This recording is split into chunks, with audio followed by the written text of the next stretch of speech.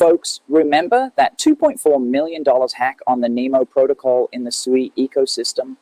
Earlier, everyone was bashing the hackers for being ruthless, but when you dig deeper, you'll realize this isn't about hackers breaking through defenses. It's the project team themselves who tore down the front door and handed over the keys. A rogue developer plus a bunch of sloppy moves basically handed users money right into the hackers' pockets. Let's rewind to January 2025. Back then, there was a developer at Nemo Protocol who, relying on a bit of access he had, pulled off a total sneaky maneuver. He secretly added a new feature, used a smart contract version, 0xCF34, that hadn't been approved by the team, and even more absurdly bypassed the internal review process using a single signature address, 0xF55C. You think that's all? He also mixed this unreviewed code with previously audited fixed code, packaged it up, and sent it to the MoveBit audit team.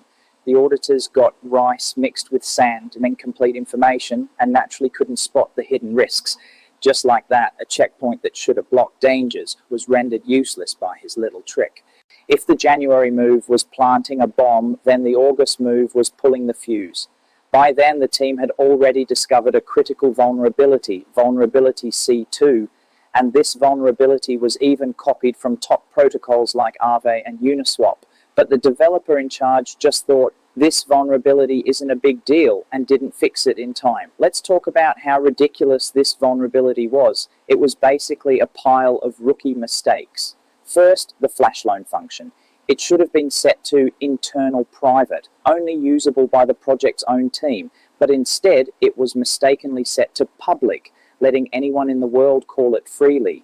Then there was the pricing query function, get SI amount and for exact Y out. The name even has query in it, so it should have only read data without touching the contract. But in reality, it could directly modify the contract's internal state. With these two vulnerabilities combined, hacking was like taking an open book test for the attackers. First, they used the public flash loan function to borrow some money, then used the state modifiable pricing function to manipulate prices, and then casually messed with lending, swapping, and minting tokens. Before you knew it, they drained the liquidity pool dry. The whole process was as easy as unlocking your own front door with a key, and just like that, $2.4 million was gone. Looking back now, this isn't a hacker attack at all. It's a tragedy caused by the project's chaotic internal management and the developer's lack of responsibility. If one developer can bypass reviews to secretly release code and brush off discovered vulnerabilities, a project like this would have crashed sooner or later, even if it hadn't been hacked this time.